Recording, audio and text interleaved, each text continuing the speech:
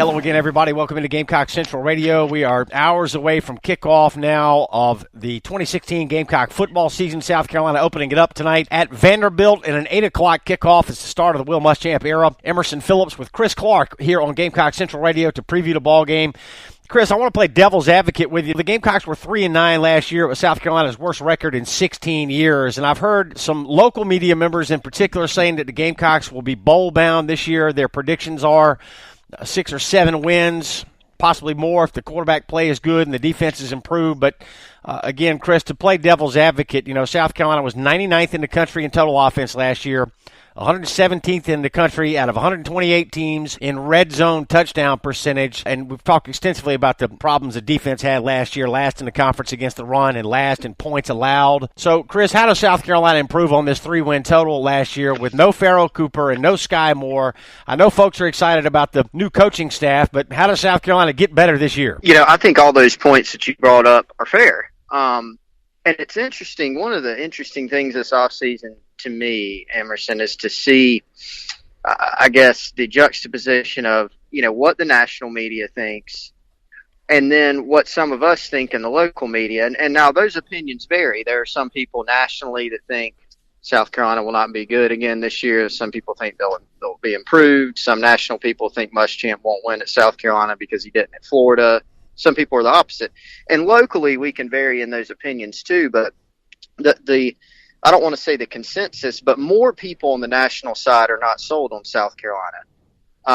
I think there is always, when you go and follow a team closely, when you are on the beat every day, when you get more keen insight at times than people who can't be around the program every day because they're national or they're regional or whatever it may be, sometimes you can get a better feel, and sometimes that colors your feelings.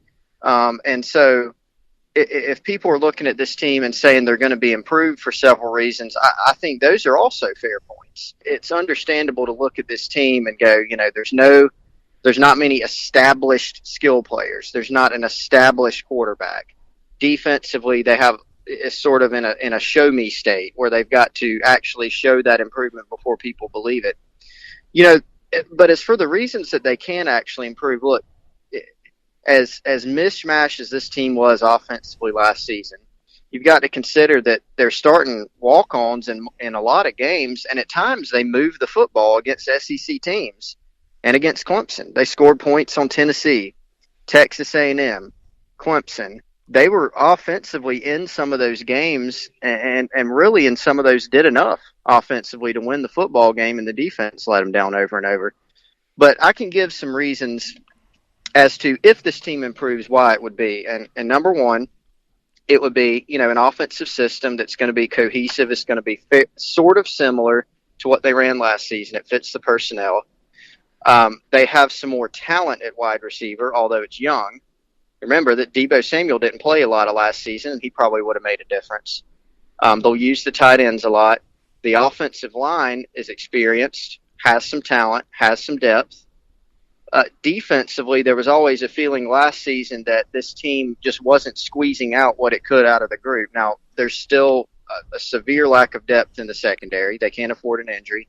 There's still not a lot of pass rush juice, and those things are very concerning, but you feel like up front that they could be better. You feel like they'll, at the minimum, disguise defenses more, do some different things schematically. There were a lot of times last season where South Carolina just lined up and said, here we are. And honestly, they were not good enough personnel-wise to be able to do that. They didn't run enough different looks.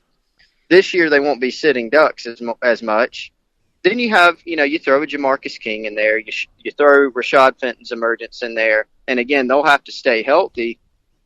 But you feel like they've got some older guys at linebacker. They have some veterans up front on the defensive line. There's still a lot of concerns. This isn't going to be one of the best defenses in the conference by any means, but you feel like they can take a step forward from what it was last season. I don't think that's unfair, even taking out Sky Moore, because the secondary was bad last season. There was not much pass rush to speak of. You feel like the arrow's pointing up in both of those directions for both of those units, even if it's not pointing up very far. And then offensively, again, this team couldn't score against the Citadel consistently last year. Sometimes they put up points in games. Again, Clemson, Tennessee, A&M, they scored points. Now, losing Cooper's huge, but if they can distribute the ball, if they can take care of the football, on offense, then maybe this group's a little bit better than people think. Will that translate into 3-4 more wins? I don't know, because the schedule's so tough. But you've got to consider the fact that South Carolina's got a lot to improve on from last season, because even though it wasn't a very good team, it never would have been a very good team. You still feel like they underachieved last season, and they've made some tweaks that could make them better. So, just on the other side of that, I think that's some reasons why some of us around here feel that South Carolina should improve on that record from last season. I think a lot of us just sort of vary on how much they'll improve. Game day has finally arrived. South Carolina at Vanderbilt tonight in an 8 o'clock kickoff to start the 2016 season and the Will Muschamp era. It's Emerson Phillips with Chris Clark here on Gamecock Central Radio. Glad to have you along. We invite you to download the Gamecock Central Radio app on the App Store and on Google Play. To subscribe to the podcast, search for Gamecock Central Radio on iTunes, SoundCloud, and other popular services, or visit radio.GamecockCentral.com. Chris, so much we can talk about, and I want to focus on 2 points. Number one, who's going to make a tackle? Sky Moore has led this defense in tackles 3 straight years, and I don't know who's going to make a tackle tonight for the Gamecocks. Well, I think it's going to vary by game. South Carolina will see several different styles this season. The person that leads them in tackles against Vanderbilt may not be the same person that leads them against, a Texas A&M or Mississippi State or Clemson. It runs sort of a different offensive system. Vanderbilt's going to run the football a lot. I'm sure South Carolina would love to have their defensive tackles or their defensive ends making tackles, or their linebackers up front, depending on what look they're in defensively. That's ideal. If you got your safeties making a bunch of tackles in the run game, that may mean you're tackling them too far down the field and they're moving the ball real well on you. But Vandy will throw to the perimeter. So South Carolina's going to have to be sound in the bubble game, in the screen game, which they've worked on a lot in practice.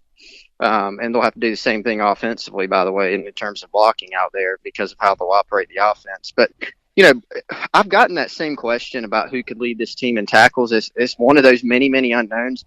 I think Bryson Allen Williams is a guy to watch, maybe a TJ Holloman, even a Jonathan Walton, one of those linebackers who have experience up front. Bryson will be put in some situations where statistically he can have an impact. He's starting at will linebacker, and he's also going to be playing in some pass rush situations, which could get him involved in terms of getting some sacks, some quarterback pressures, and certainly he'll have a lot of responsibilities against the pass or in the run game, to where he can also rack up statistics. So, I think those linebackers would probably be one to watch, and Bryson in particular, I think, is one to potentially key on. All right, Chris, the other great unknown right now for Gamecock football has got to be the quarterback position. And, we feel like Perry Orth will be the likely starter tonight, and he's definitely going to play not only tonight but throughout the season. But if you're Will Muschamp and you're coming into a first-year situation like he is with South Carolina, do you think Will Muschamp might be inclined to go ahead and go with one of the younger quarterbacks moving forward? I think we all agree that this team is going to evolve and change as the season goes along. So what's the likelihood that Muschamp just goes ahead and says, hey, baptism by fire for one of these freshmen, or maybe a combination of the two, Brandon McElwain and Jake Bentley? Well, I don't think, in regards to Orth, I don't think if Bentley or McElwain play either in this game or later in the season, that it means that there will be an absence of Perry Orth, at least for this first game. I think I would certainly lean towards Orth starting in this first game, and I certainly think he's going to play in this game. Now, what it is in game 1, will it be what it is in game 12? I have no idea. I don't think anybody knows the answer to that, because, again, this is a situation where Perry Orth played some football, but Brandon McElwain and Jay Bentley have never taken a college snap, ever. And so you never know, and Will Muschamp said this several times about several of the guys, you never know how some of them are going to respond once they get out there and the bullets are flying and things like that. You may have a good idea from practice, but you never know for sure. So, Orth gives them a little bit of, I guess, eases your mind a little bit as a coach, just because he has been out there. You've got a little bit better of an idea about how he may handle it. And so that's why a lot of people, including myself, think, at least to start the game, that he'll be out there. Now, Will Muschamp said 2 will play. And, Could it be three? It's hard for me to actually envision three playing, but I mean, I suppose you can't rule it out. And there could always be an injury situation or an ineffectiveness situation. I don't think Will Muschamp is only looking towards the future and saying, you know what, we're going to start a freshman because that'll be better for the future. No, I mean, he wants to win this season. They're going to do what's best to win this season, but you can actually do a little bit of both this year because of the position you're in. I mean, your backups are both freshmen, so they can get one of them in there. If at some point during the season they need to get both in there or want to get both in there, then they can do that. And that way you've got, a guy who's a senior on your team, and you got two freshmen who you can prepare for the future, but it may also mean that one of those guys is the best situation. McElwain and Orth have the most experience on the team because they both went through spring football, but Jake Bentley's a very, very gifted passer. And, they're playing some, Derek Mason is too. They're doing a little bit of a depth chart dance around. They're not really showing their hand about who's going to play at certain positions, and quarterback for South Carolina is one of those. So I don't know how it'll play out. It'll be interesting. I think whatever happens in the first game, may give us a little bit of a clue. But, again, it could be different by the end of the season. Chris, it really feels like the Gamecocks are on the uptick right now with this new coaching staff. The recruiting effort has improved tremendously. And if the Gamecocks are able to sign all these kids that have committed for 2017, the Gamecocks are going to have a very good class coming up in February. I just don't know that there's going to be an immediate turnaround because there are so many new faces on both sides of the football and a lot of players that have not had an opportunity to demonstrate what they can do. Now, maybe Muschamp and this new staff coach this group up. Maybe South Carolina finds a defensive lineman or two that are able to be more disruptive on the line of scrimmage this year, and that defense improves. I do think South Carolina is getting better. I just don't know that we're going to see immediate results this year. I mean, that again, that's fair. I mean, the thing about this defense is there are some seniors on defense. The two starting safeties, or one starting safety is a senior, the other's a junior. Then you got, your starting nickel. You got two senior linebackers. Lorenz Bryant is on the shelf, but he's another one. That's a third who would play a lot. You got Marquavius Lewis in there as a senior. You got some upperclassmen and seniors. And so a lot of these guys in recruiting, Emerson, are going to play early. And when you put, speaking about the future, and that can sometimes, they'll be talented, but sometimes that takes some time to get those guys acclimated. So, what they have right now in certain areas is a lack of experience, particularly on offense. They've got some areas on defense where they don't have a ton of experience, but it's more just about depth and at some spots talent. And so in the future, they're trying to restock this talent. And in certain situations, that's going to cause some inexperience in the future. So, they'll have to balance it out as time goes on. But the expectation is that Muschamp will continue recruiting well. He's got a very good reputation for recruiting and developing defensive talent. We've already seen some of that. But we've also seen some strong offensive recruiting. I mean, two 4-star quarterbacks. That's a situation that he wanted to remedy from Florida. He's gotten two guys in here that have the makings of good players. Looks like they can play. They're different types of guys, different types of players. They've recruited well, and looks like they hit on some of these freshman receivers based on early returns. Got some good tight ends. The offensive line is still sound. That's the area they really, eyed as needing to improve, and so they've just got to continue recruiting well. Chris, on offense, it looks like Edwards and Samuel will be the top two wideouts. Jabari Smith will start in the slot. Of the group of freshmen that are playing wide receiver, who do you think is most likely to emerge? We've got Rodriguez Davis, we got Chavis Dawkins, we got Keel Pollard. Of those three, who do you think is most likely to emerge this year? Well, and Corey Banks, is right. Another one. The interesting thing is that all the backups, you got one freshman wide receiver, and Edwards is starting, and all the other freshman receivers are backups right now. Dawkins and Banks and Rodriguez Davis, who's listed as an or with Terry Guger on the depth chart. Those guys are all projected to play because they're all backups. They'll all be on the trip. How much will they play in game one? Not sure. It might be that they like to get them a few snaps if they can and then just sort of bring them along. But those guys will all play, and some of that's out of need. Really, as soon as they sign these guys, it's sort of, we saw Christian Owens transfer. A couple of the guys who were already with the program were sort of pushed down the depth chart because of the talent of some of these youngsters. And so, they might need to bring some of them along slowly, but each one of those guys you mentioned will be in the mix.